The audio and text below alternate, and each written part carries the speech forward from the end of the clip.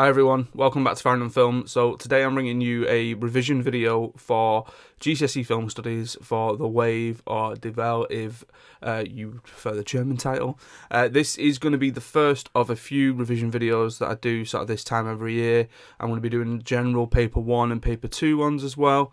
I'm going to do as many of these sort of catch-up film ones as I can do. I've just started teaching the Wave this year, so I've taught it to my current year 11s and my current year 10s. So I wanted to do a bit of a video just to sort of take them through the content and all that kind of stuff, hopefully in preparation for anyone doing their mock exams soon, like my year 11s are this week. So hopefully some of this stuff will find interesting. I'm going to take you through the context stuff around the film. I'm going to take you through some little bits of key learning, some stuff on representations about certain characters, and then there's some sort of revision tips and things, that just tasks that I've started doing in my classes that hopefully might make sense for you to do at home if you're a student watching this, or if you're a teacher, maybe some ideas for different bits of revision that you can do in the classroom as well. So we're going to kick off just very basically with the background of the film. So if you study the film, you probably already know this kind of stuff anyway. So it's a German socio-political thriller directed by Dennis Gansel. It's based on Ron Jones's social experiment, The Third Wave, which was then sort of adapted into a book called The Wave by Todd Strasser. Now, the film, when it was released in German cinemas, went and grossed an awful lot of money. It was really successful in German cinemas, and 2.3 million people watched it in the first 10 weeks of its release, which is huge for a sort of indigenous German film of that point. And in the film, as you know if you've seen it, and if you're studying it, a German history teacher starts an experiment in manipulation of the masses, trying to teach his class about autocracy. The students unwittingly start embracing fascism. Now, there's a lot of sort of words in there, so like autocracy and fascism, that might get mentioned, and it's going to be worthwhile you sort of going back through and having a look at what those words mean and stuff like that. But if you've seen the film, if you're studying the film, you'll understand that the premise of it ultimately is our sort of main character, Wenger, goes into school. He's quite a rebellious teacher, which I'm going to come into in just a little bit, and he wants to go in and teach anarchy for this sort of project week that the school are doing, but he gets given the task of teaching autocracy instead. And at first he doesn't want to do that, because himself he feels like he is an anarchist in his own way, and he doesn't necessarily want to go and teach something to his class that is maybe unfamiliar with, or you know, not quite his strengths don't lie there. And basically what happens is somebody in the class says, you know, an autocracy like what happened under the Nazi regime with Hitler wouldn't survive in Germany today. And he, in a way, calls the bluff on it a little bit, and it gets out of hand, ultimately. But let's have a look at some of the context surrounding the film. So, to begin with the historical context, now, obviously, this is a film that is set in Germany, is produced by a German production company, has German actors in it, and is spoken in the German language, and is about autocracy. It's about a dictatorship. It's about somebody leading a group of other people. So naturally, the historical context that we're looking at go all the way back to things like 1933, 1934, where Hitler consolidated all of his power, and that meant that Nazis had absolute totalitarian control of national and local government. This was then known as an autocracy or a dictatorship. So that one individual person consolidating as much power as he possibly could do, or they possibly could do, and taking control of national and local governments. Hitler then ordered what was called Nazification, which was the imposition of Nazi values on all aspects of German life. So the way to think about that is Hitler came sort of to fruition, he came to power, and his ideals that then became known as Nazism, or just a sort of Nazi regime, he then put that on everybody, and he put it on everybody's way of life. He started adding all of these different ideas into different normal ways of life, which then became known as Nazification. He was adding all of these little things into people's lives. The lives of young people were controlled both in and out of school. They were indoctrinated with propaganda to believe Hitler's ideologies. And I think a little bit of a side note on this one, for any teachers out there who teach this film and perhaps don't teach Jojo Rabbit for the first film on paper 2, it might be worthwhile you sort of looking into that and seeing if you could have a nice sort of Jojo the Wave double bill going on, because it's something that I do, And while, yes, this sort of half term has felt a little bit heavy, teaching Jojo Rabbit to year 10 and teaching The Wave to year 11, but actually what I'm finding is, especially for my year 10s who are about to do The Wave, they're going to have so much of an inbuilt knowledge from the stuff that we've learnt about with Jojo going into The Wave that's going to help them with the context questions and with anything that comes up to do with historical context, especially that idea of the lives of the young people being controlled in and out of school. If you think about Jojo and the young Volk and things like that and the Hitler youth camps, all of that is represented through things that happen in Jojo Rabbit, so they go quite well together. And Hitler also had his private SS army who would challenge anyone who opposed Hitler's regime, which again, nice little segue, very similar to the context that surrounds things like Rebel Without a Cause when it comes to McCarthyism and the paranoia that was going on in the 50s. So again, if you're thinking about trends to go through a curriculum, that would be one, that would be a pair in there, Rebel Without a Cause and The Wave, that again have similar things in terms of historical contexts. So in terms of this link into The Wave, the stuff that we've just spoken about with historical contexts, so obviously I've mentioned Wenger already. So high school teacher Rainier Wenger is given the topic of autocracy to teach. The students are apathetic and they say, yes, the Holocaust has happened, we get it, but we don't live in a dictatorship and we don't think that a dictatorship can happen in modern Germany. And he tries to do this little experiment to try and prove them wrong. And the experiment was based on something that happened in real life, which I'm going to come to in a little bit. And although the German setting creates parallels with the rise of the Third Reich, the film does have quite few close links with Mussolini's regime in Italy. But for this video, I'm mainly going to focus on this sort of Hitler, Nazism. The Mussolini stuff is good for somebody to maybe look into and try and sort of expand the knowledge a little bit. But here, linking this to The Wave, we're thinking about students being apathetic, that point of, as I think is quite in a position for us to sympathise with, that they probably get taught a lot about the war and the Holocaust and things like that, and especially if it's over-egged, they might find it a little bit sort of a bit too much, and you know they might be getting, for lack of a better word, a little bit bored of learning about that kind of stuff. So the sort of pushback on that is, yes, we know it happened, yes, we get it happened, but then the challenge of don't believe a dictatorship could happen in modern Germany is then taken on board by Wenger, who then wants to teach them a little bit more about autocracy. So the real-life experiment that The Wave was based on was known as the Californian experiment. So it was a real-life experiment in a high school in California in 1967.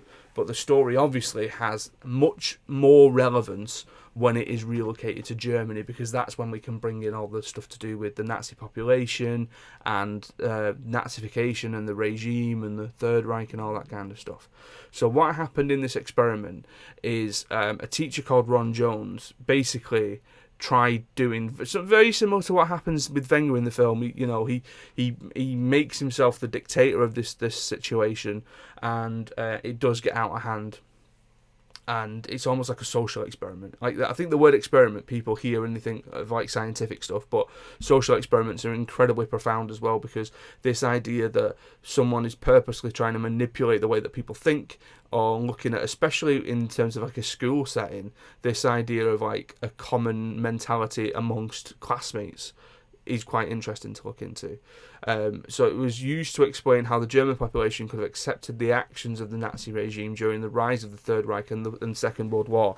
Because if you think about things like, again, with Nazification, that if it becomes normality, the general thing that's going to happen is that more and more people are just going to accept it as truth and normal way of working and normal way of living, in the same way that it's almost similar to something like a critical race theory with so I've started teaching A-level this year, and we're looking at Get Out, and we're looking at critical race theory in terms of that, and this idea of institutionalized racism in things like the police force, and that if something like racism can be considered as normal, I can only imagine how it must have felt for the people of Germany, who are told that this new Nazification is their way of living now, that they then have to treat that as normality, and it just becomes, again, that idea of their way of life, and how they then begin to accept it. Saying that you've accepted something sounds like such a big and sort of heavy thing to do, but if it becomes a normal way of life, you almost subconsciously accept it. And what happens in the wave is that there are certain members of the class, especially those sort of characters that we don't really hear from too much, where they go along with it and they unwittingly accept it because the common ground and everybody else has done the same thing. So everyone is sort of following suit, almost like a peer pressure type thing, of everyone is just following the same and moving on together, going against this, going for the sort of same messages and values. Ron Jones, the guy who was behind this California experiment, found it difficult to explain how the German people could have accepted the actions of the Nazis. So he decided to create this fictional movement of to try and demonstrate the appeal of fascism. So the idea that we're going to follow suit and the one person's going to lead everything. There's a very good documentary on Prime Video called Lesson Plan that takes you through the California experience and what happened with those students and with Ron Jones. The parents and the teachers in the film are extremely liberal and worry of any action that could be deemed fascistic. The youth, by contrast, seem quite bored by the lessons. They say, when the Nazis were bad, okay, we get it, in a very similar way to what happens in The Wave, where in The Wave they say the Holocaust was bad, okay, we get it. They embrace Wenger's authority, finding the discipline reassuring, and the opposite of the representation of the teenagers and the adults that we usually see. Because basically, as we're going to get to in The Wave in just a second, Wenger being that sort of rebellious teacher, working against the grain and working against professionalism almost, whereas you then get a character like Caro, who is taking the very adult stance at certain points in the film. But we'll come to that now. So our representation of Wenger then. Now, remembering that this question is all to do with representation. So you might get asked questions in the exam about the representation of age, the representation of gender, the representation of social class. We could also consider things in the like sexuality, but that hasn't actually popped up on the exam yet. But in terms of our representation of Wenger from the get-go, from the soon as we see him in the film, he is represented as being an anarchist when the film starts. The film begins with titles that are stylized as graffiti, as you can see on the screen, and they are designed to fit in with the punk rock movement. And this idea that the punk rock movement is an ideology, it's an idea, it's a stance, it's a movement, that Wenger is an anarchist, that he relates to it, and as such doesn't conform to the rules, very much as punk rock did at the time when it was that movement. That he is one and his own, and he's an anarchist, he's pushing against the norm, he's pushing against traditional values, he's pushing against what society wants him to do, and he's living his life as an individual at that point in the way that he wants to live his life. So when we see Wenger, he's wearing a Ramones faded band t-shirt, he's wearing a leather jacket, he's wearing jeans, his very unconventional appearance as a teacher, because again, we expect teachers to look professional while they're doing their job. In terms of his performance and his acting, he's bobbing his head to music as he's going into school. He's listening to a Ramones song in the car on his way into school, which again immediately tells us about him and the person that he sort of sees himself as.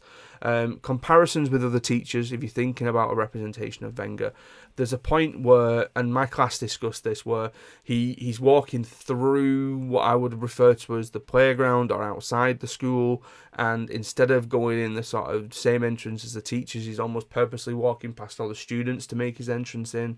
There are a lot of other teachers that are in suits and look professional, whereas Wenger doesn't. Almost in that way, I think if you were to show a clip out of context from The Wave, and you were to sort of ask a class, what kind of jobs do you think these people do? I doubt anyone would be able to say teacher to you about Wenger unless you're showing them a scene where he's actually in the classroom.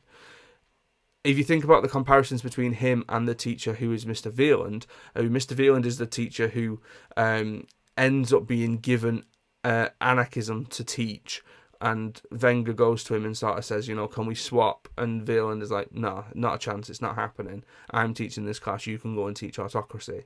And he's also the teacher that later on in the marching scene, which I will mention in just a little bit, he is the teacher whose class is happening underneath Wenger's. So when they start marching on the spot and the sound gets too loud, Wenger is going against the wishes of the other teacher, and he's being deliberately anarchic to try and perturb Wieland at that point. So carrying on again with the representation of Wenger. So I mentioned that rock and roll high school song, the Ramones song, the diegetic sound of him while he's in the car. He's singing out loud, he blasts his music out the window, he's conveying that he doesn't care what others think about him, he's just going about his business. The diegetic sound turns to non-diegetic sound once he arrives at the school and he's walking to the staff room.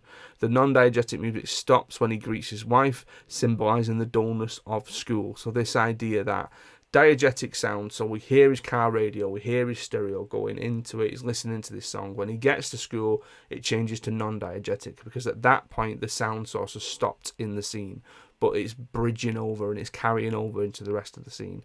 But when he gets into school, it stops completely. So it's almost as if it's saying, there's a metaphor there, there's a representation of the dullness of school, the sort of dullness of his job.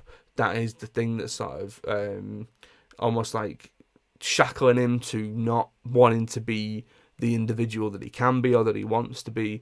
So again, that representation, the diegetic sound of the song that then turns into non-diegetic, that fully reflects him and his personality.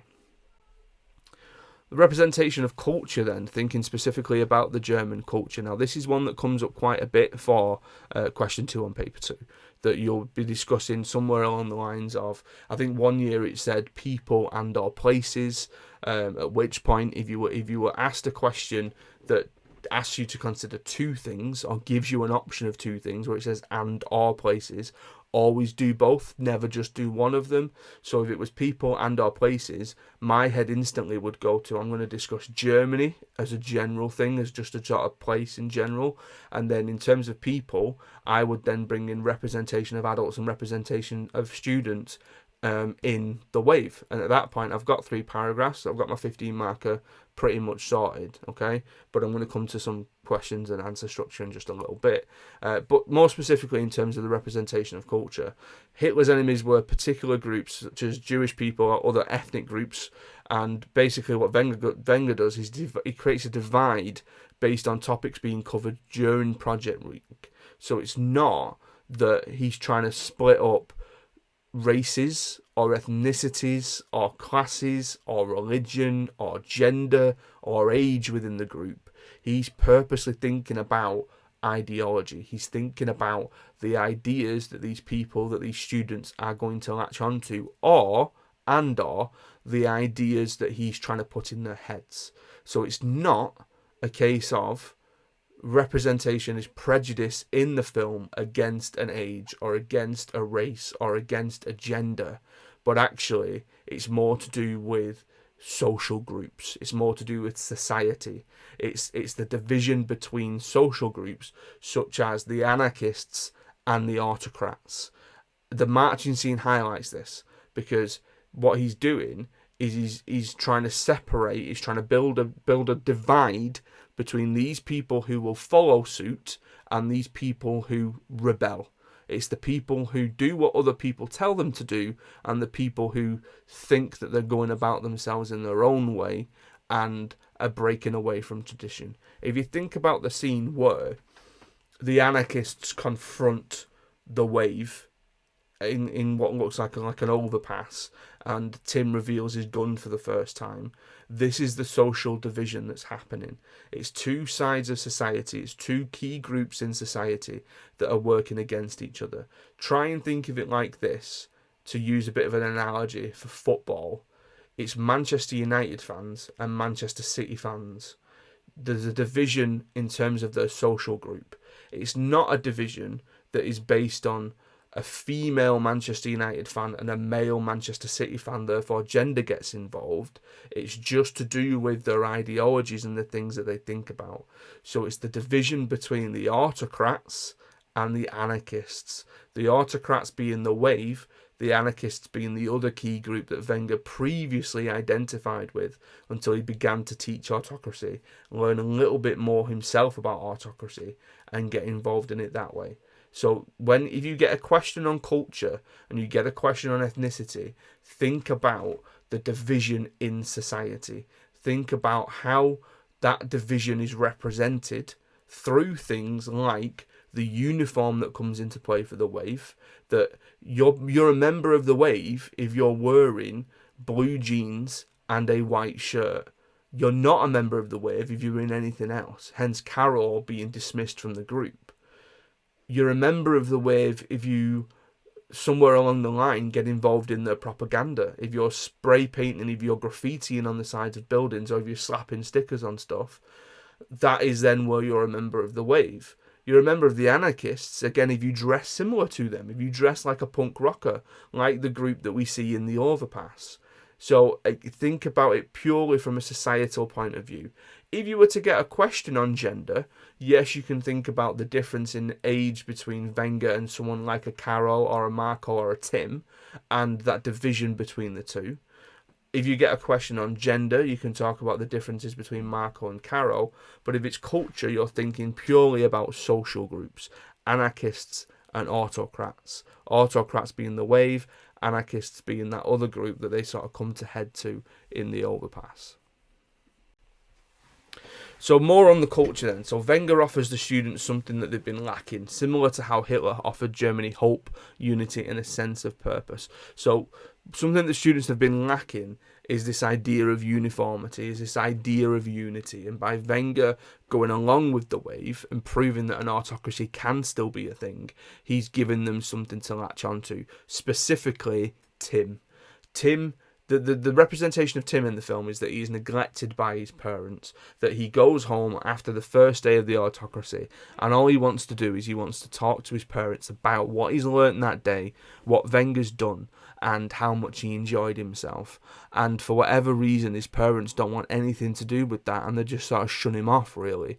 And then this then escalates even further with him buying a gun, escalates even further when they decide on the uniform. Tim burns all of his other clothes at that point.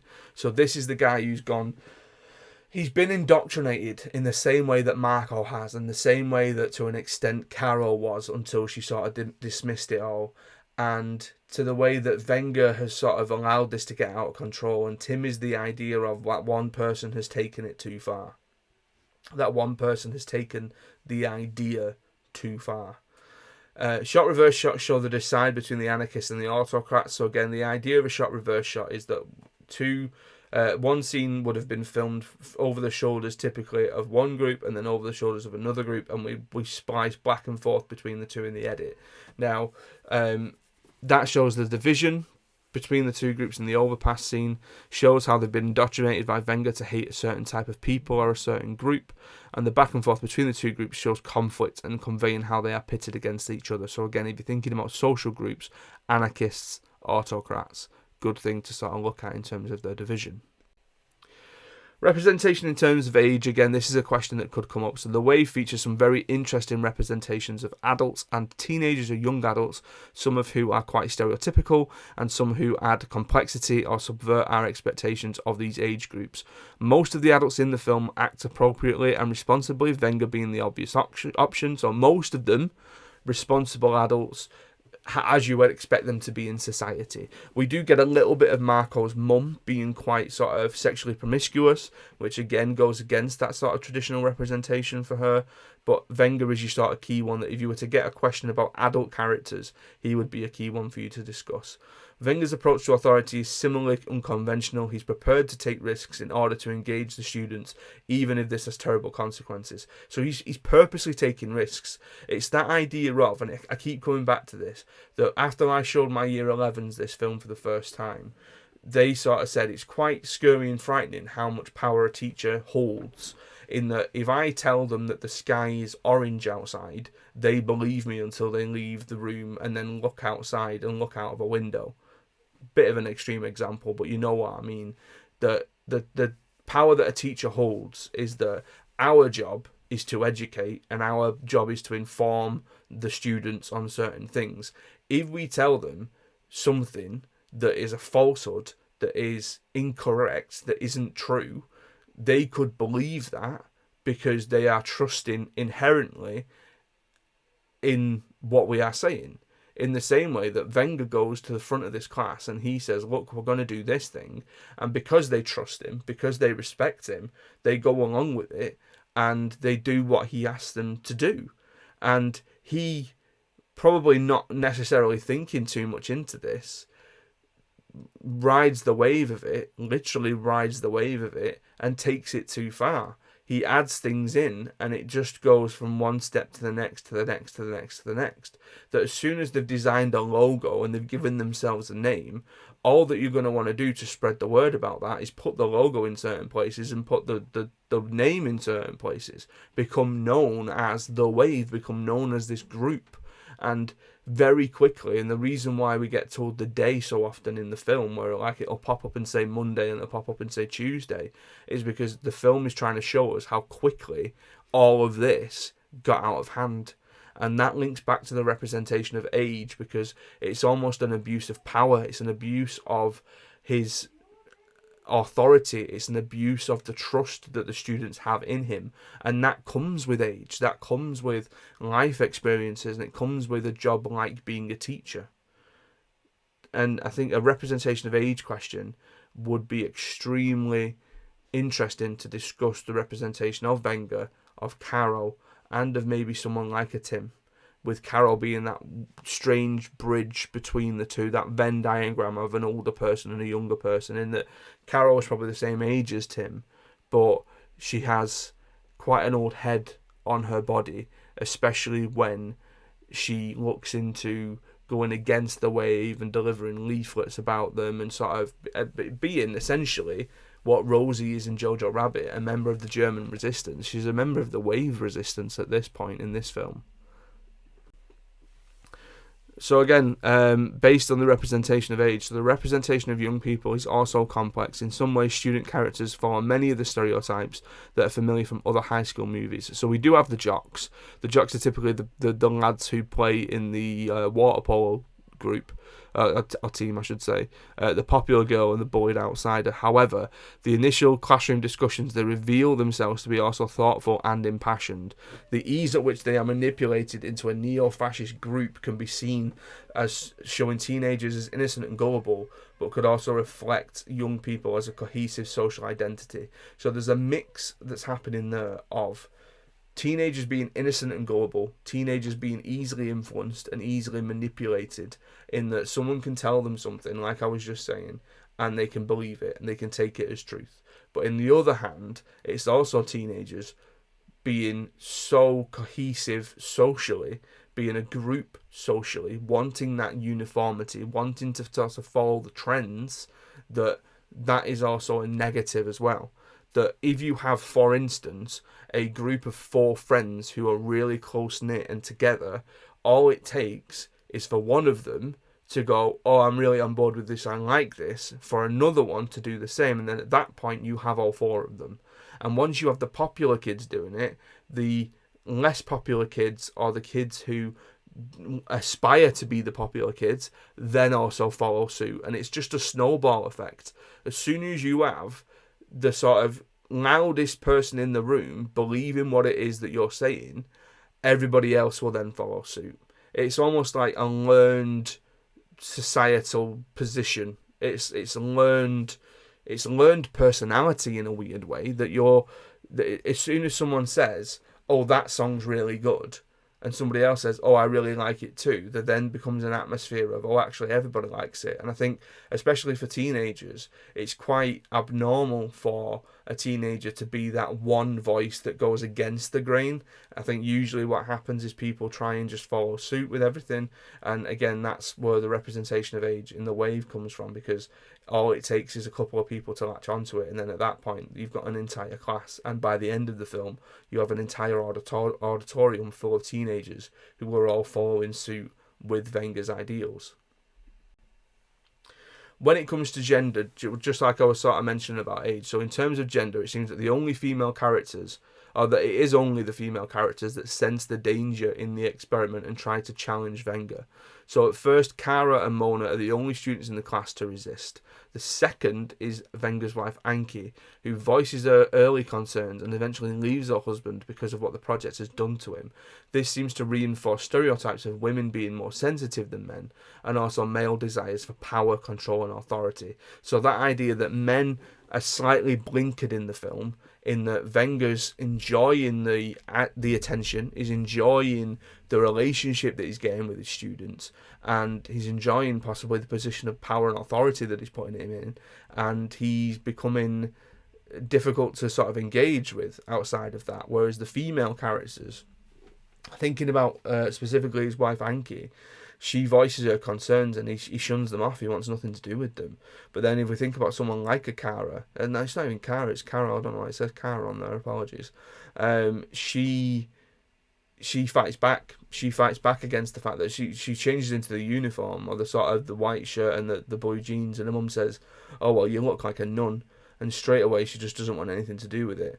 But then she sees her brother getting involved in it and stopping people from coming into the school, so she goes and talks to Wenger about it, and Wenger sort of says, I'll have a discussion with you, but I'm going to come to that scene in just a little bit.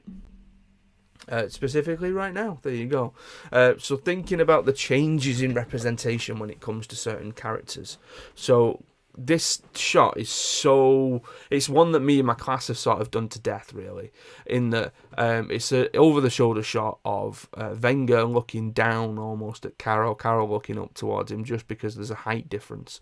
And this is, I think, one of the key moments in the film where Carol's representation changes quite significantly, in that she is very impassioned, she's very headstrong, and she's very mature for the fact that she is unafraid to go and approach Wenger and discuss the fact that she thinks the wave is going too far, to discuss the fact that possibly this experiment that he started with possibly good intention is going too far. And then the interesting thing about this shot, that in sort of the background is a reflection of Wenger's confused and pained face, so it's quite a really well framed shot for us to see both characters' faces, but Wenger's only through a reflection, through a mere reflection of the man that he used to be, potentially.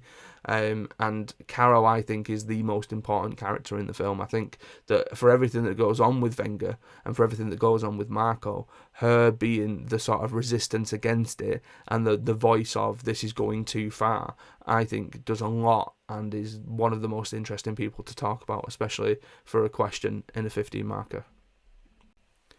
So the composition of the shot, like I was saying, is an over-the-shoulder shot, and the reflections in the mirror make it look like she can't escape because of his forceful presence, but again, could also be him being a reflection of himself. She's pressured to conform, similar to how the Germans were when Hitler was rising to power. The low-key lighting on Wenger's face signifies that it's taking control of him too, so that idea of that shadow taking over his entire face. Wenger doesn't listen to Carol and instead tells her to leave if she doesn't like it. A focus pull moves from her to him to make it look like he's stern and sinister. Who is the adult in the scenario? I would argue that it's Carol. I would argue that she has been the more adult person in this situation and has gone and sort of aired her grievances to her teacher at the end of the day, and he's taken it as almost like a bit of an insult. He's fought back against it. Wenger's confronted by his wife and he lashes out, so he says, "I think you're jealous. At least I don't pop pills every Monday because I'm scared of going to school." He's been corrupted by his power at that point. He's reflecting what happens in real dictatorships. This is done through derogatory dialogue about how his wife cannot cope with her mental health and going to work. It's a very low ball, it's a very low hanging fruit for him to attack that thing, in the, like, again, students that are listening to this, I'm sure, can relate to the fact that sometimes when people go to a point to try and insult you, they will base it off something that you, or the way that you look. They'll base it on weight. They'll base it on whether you wear glasses or not. They'll base it on your hair colour, or for me, the fact that you are bald. Thanks, kids. And they do it because it's a really obvious thing, it's really low-hanging fruit, and for some reason they think that's going to be the most obvious thing that's going to get to you, that's going to get a rise out of you, that's going to hurt you.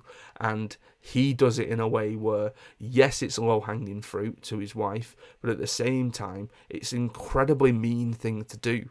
That if you know that your loved one, that if you know that your wife is going through an issue of something like popping pills just to get to work and overcome her anxiety, him mentioning it in that way and saying, "Oh, at least I don't have to do that," it's quite an evil thing to say, and it shows how far into this ideology, the wave that he's sent himself into, that he's being that disgraceful to somebody who is supposed to love, somebody who is supposed to be spending his life with. You know, she's pregnant, they're about to start a family, and he can go around and say something like that because he's fallen far too deep into the law of being an authoritative person with power that he loves it too much.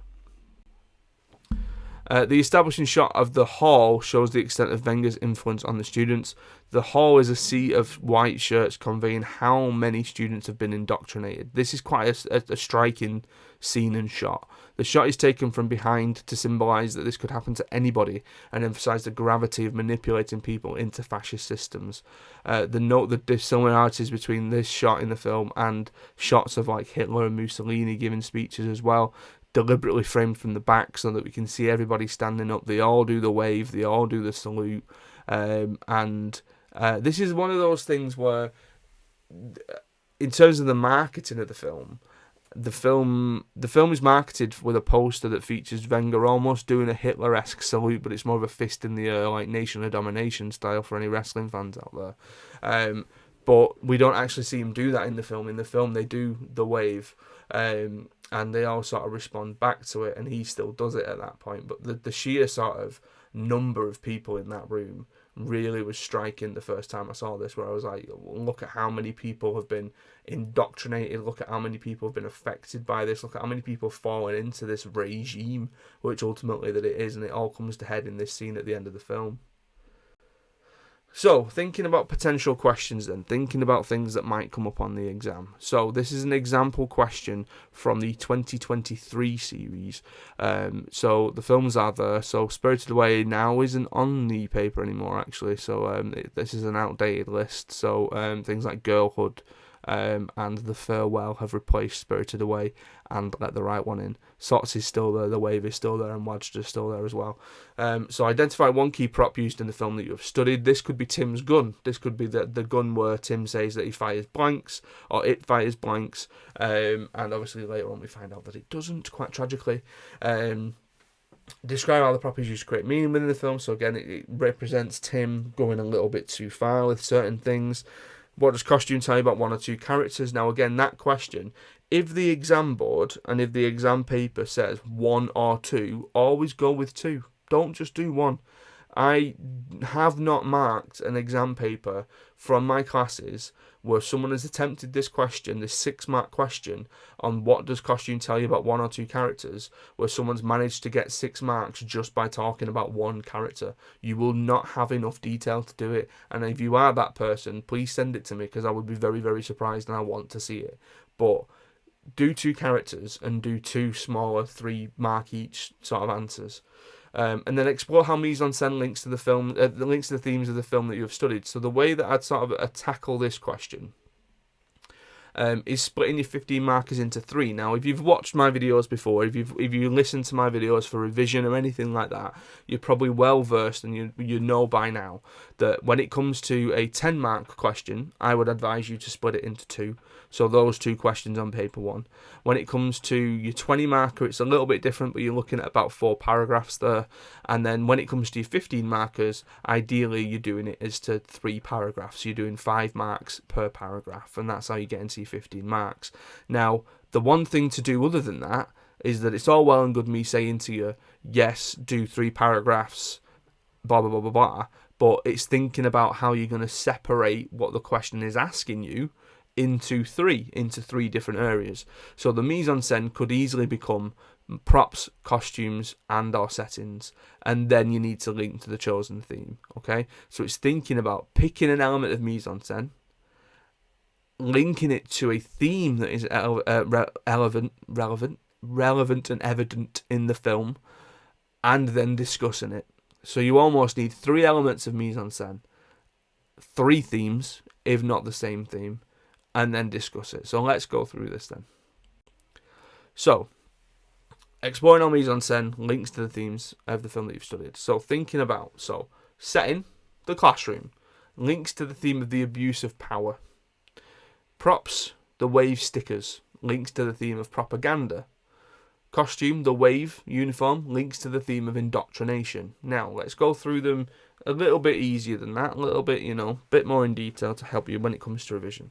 So, the setting of the classroom links to the abuse of power because A classroom is set up in a way where a teacher stands at the front. A teacher is at the front of the room delivering to the rest of the class. It's quite a daunting thing to have 30 eyes looking back at you. 30 sets of eyes, I should say. Don't just teach 30 cyclopses. Or cyclopsi. And it's that idea of teachers going into a classroom knowing full well what their job is to do, and that is to educate the students that are in front of them, and Wenger abusing that power. So that would be how the classroom links to the abuse of power, that he's using his position in that room. The room tells us as an audience the position that he is in, the job that he is in, the occupation that he has, the power that he naturally holds over those students at that point. When it comes to the props, so thinking about things like the wave stickers, thinking about stuff like propaganda. So propaganda was this idea that during the Nazi regime, during World War II, Hitler would send out posters and leaflets and things like that that were basically adding to the paranoia of society, adding to the idea that no matter where you looked, these things were always around. And when the group go through the town centre that one night in that scene, where they're slapping stickers on everything, on windows, on restaurants, on poles, on everything, and then Tim even goes to the extent of spray painting it really, really largely on the side of a building that's got scaffolding up. It's the idea of propaganda. They're getting across the message of the wave. They're telling everybody about it. They're making it so that it's difficult for you not to know about the wave. It's making it so that it's difficult for you not to even consider the fact that this is even happening. And then when it comes to the costume of the wave and the uniform, thinking about the theme of indoctrination, the idea of indoctrination is that you have been fully invested and involved in something, in a movement, in an idea, in an ideology. And the best way that we can see that, and the best way that we can understand that people are part of that in the wave, is by them wearing the uniform.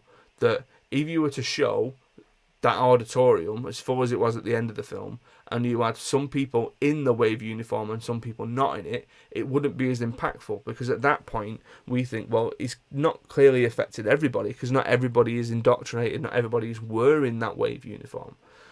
Whereas actually, in the same way that when it came to like Nazi Germany, that people who were wearing Nazi uniforms and all that kind of stuff, that is how we see that they have been indoctrinated in it, that they've fallen into it, and naturally they then feel part of it. They feel like they're in the uniform, they feel like there's a unity with everybody else around them, therefore they are indoctrinated.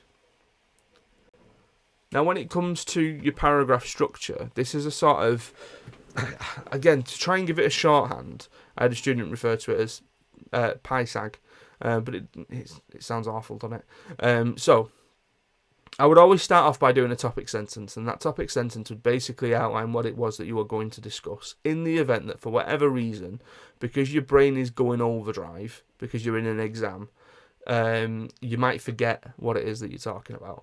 So I would start off by saying, in the wave, settings, props and costumes linked to the themes of the film. Very simple, but at that point, you've mentioned the three things that you're going to discuss. Okay, you've mentioned that you're going to do settings, you've mentioned that you're going to do props, and you've mentioned that you're going to do costumes. When it comes to your paragraphs, so some of my students admittedly like this, and it helps them in terms of giving them a structure. Some of my students tend not to use this and tend to refer to their own. This isn't a catch-all. This isn't a case of if you do it this way, you're going to get 15 marks, okay? It's just that it's a kind of helper, and what I think are the sort of key things that you should be getting into an answer and into a response in a paragraph.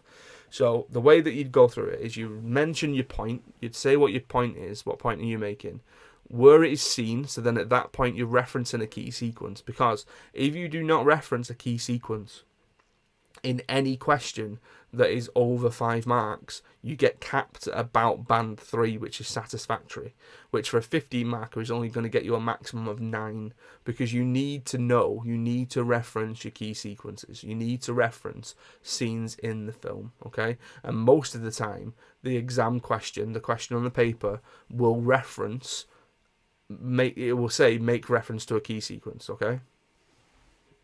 So that's your scene. Important is basically saying you've made a point, you've said where we can see it, but why is it important? Why are you discussing it? Okay? Then you link it to the audience. What effect does that have on the audience? So we know the thing that you're talking about. We know, we can see that. We know why you're saying that it's important. But what effect does that create on the audience? What does that do for the audience? And then finally, link it to the genre or the context. Or specifically, for this question, you would then want to link it to the theme that you've discussed. So I'm going to take you through my sort of example paragraph now. So the first point I will discuss is settings.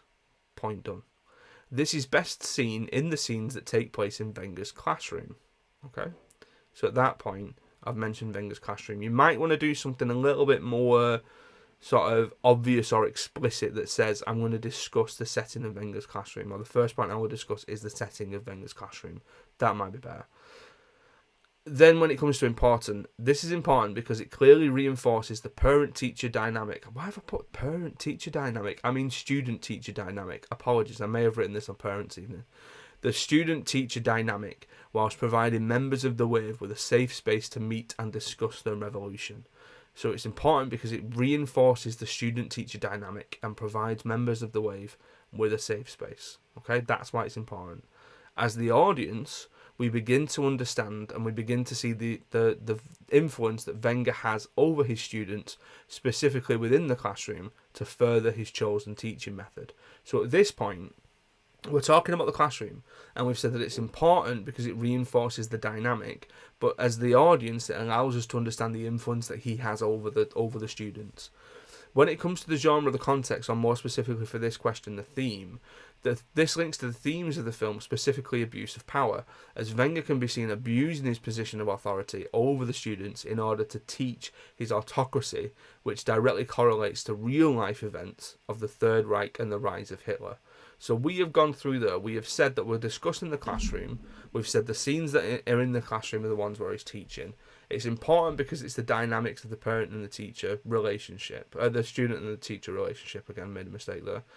As the audience, we begin to understand the influence that Wenger has, and it links to the abuse of power because he's abusing his position of authority to get this autocracy across, which then links to Hitler.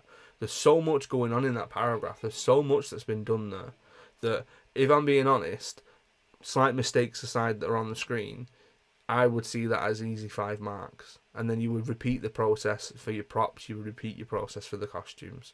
Okay? If this works for you, by all means, go ahead, use it. Okay?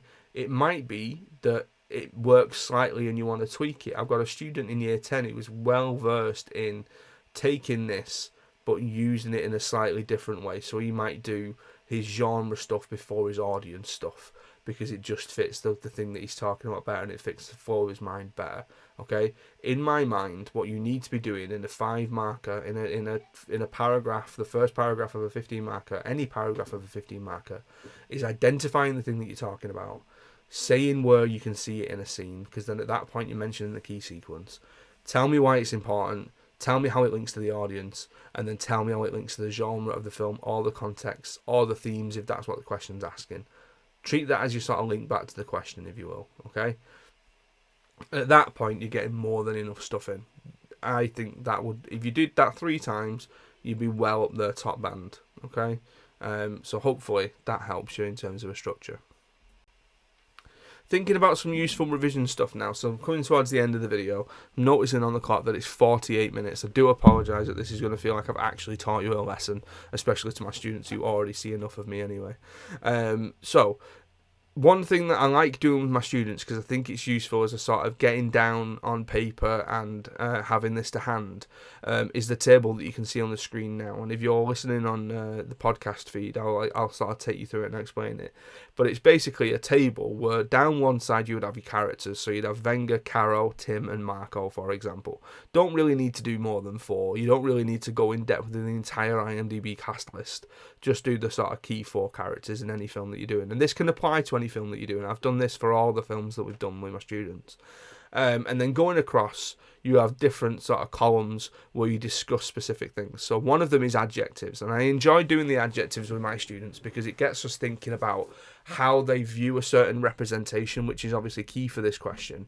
But even in the films where representation isn't really a thing, it's good to sort of know them, and it's good to sort of have that one word that you can mention as a descriptor for them, because then that might make you remember a certain scene, or it might make you remember a certain like piece of mise en scène or something like that is going to be worthwhile you're mentioning. So like for Wenger, we could write things down like anarchist, independent, rebellion, all that kind of stuff. So just words that would describe those characters.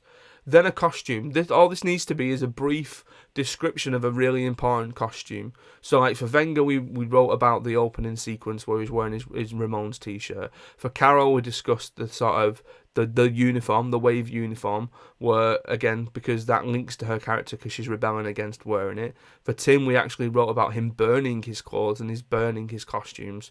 And for Marco, we discussed the sort of polo sort of part of a team, because the weird thing that happens with Marco is going back to this idea of him wanting to feel like part of a group, or possibly the people going along with the wave because they want to feel like part of a group. He's already part of a group. He's already part of a sports team.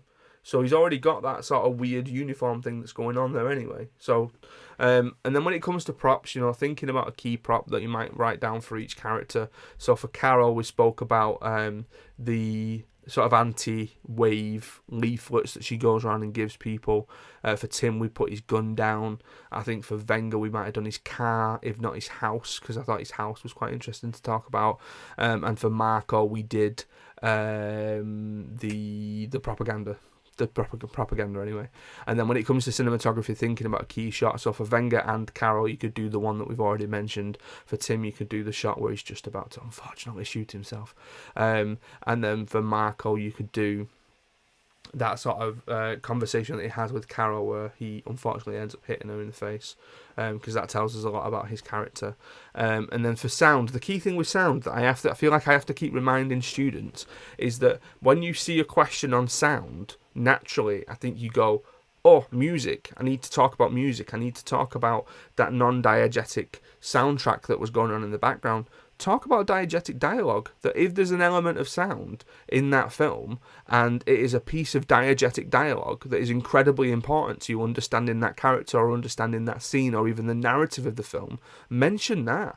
That if you get a question where it says identify an element of sound in your chosen film, you could do the diegetic dialogue of Wenger arguing about teaching autocracy, because the meaning that gives us is that he will go and argue his point, he will go and argue for the thing that he wants to do, but ultimately by the end of the film, actually, he's gone back on his decision. So is he really well in tune with his feelings and his sort of the way that he wants to do things as he supposedly says that he is? Maybe he's not. So there you go. So down your characters and then going across adjectives, costumes, props, cinematography, sound. You can add that. You can add more to it. You could do editing as well if you wanted to. You could do like any other extra little bits. You can add a little bit of context and where they link to it. But I think that as a sort of basic, this is what we know about these characters is quite a good thing for you to revise from, for you to create in one sense and then use to go back and revise from. And then finally, a bit of a fun one, a bit of one that I've not actually done for a while. I used it a couple of years ago, and then for whatever reason, just ended up not using it with my last classes. But I'm going to use it. I'm going to make sure that I use it with my year 11s. So 11s who are currently watching this, ready for Thursday's mock exam, will be doing this at some point. So it's Taskmaster. So if you're familiar with the TV series Taskmaster, so I made all these cards a couple of years ago, and basically all I did was I printed them out and I put them in some envelopes. And then you sort of hand the envelopes out to students in groups, and between them they take it in turns being the taskmaster. So the taskmaster might read the answer, so read the question, read the card. So the first one here is take it in turns to name characters from any of the 6 films we've studied. No repetition, no hesitation. Last person standing wins. Your time starts when the youngest in the group names a character from the wave. Okay, it's just I got the idea from playing the Taskmaster board game, and I like the series as well. But it's that idea of doing revision, but doing revision in a slightly fun way. So recall a keyword or phrase related to one of the films you have studied when the taskmaster points at you. You must begin with, "This is my best keyword or phrase," and you must remain silent for 10 seconds after your keyword or phrase. You have one attempt. Okay, so it's just getting that thinking going. So my next few slides, I'm just going to take you through a couple of these. If there are any teachers out there that want to get in touch about me sending you this, by all means, wing me over an email, farrandonfilm@gmail.com, and I'll send you the file. It's pretty straightforward. It's just a PowerPoint file. But again, hopefully this is useful to you, and especially for the students out there that are listening and want to do something a little bit different with the revision. So things like describe how film form is used in a key sequence from any of the films that we've studied. So again, that links to the exam. You must only use adjectives beginning with the first letter of your first name. You have 2 minutes to prepare. Your time starts now. Make a 30-second revision blast video recalling some of the key learning from any of the films that we've studied. You have 5 minutes to prepare and record. Your time starts now. So for my students, where I am at UTC Media City UK, we're a very technical school, so we've got plenty of cameras around, so that's something that we could do. If you allow your students to use their phones in lessons, it could be something that they do there. There's some sort of more gamified ones, because I know that gamification is a whole thing at the minute that I'm trying to get my head into. So things like play tennis with words learnt in film studies. The taskmaster will choose the first word, and then each word must begin with the last letter of the previous word. So again, it's just games. It's just trying to have a bit of fun with it. There was one, I'm assuming it's on this last slide, that I thought was quite good for the key development timeline. Where is it? He's lost it now.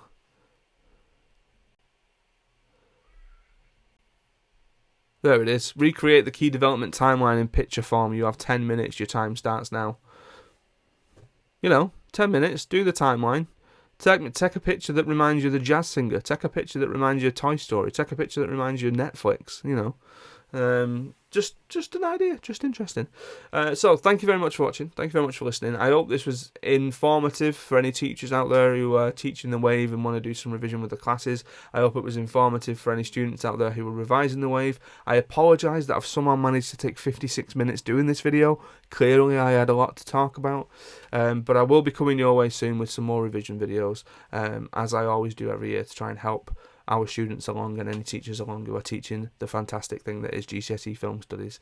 So good luck with everything. Good luck with your mocks if you've not done them already. Good luck with the final exams that are coming up in May, and there will be more from me very, very soon. Stay safe, look after each other, and I'll see you next time.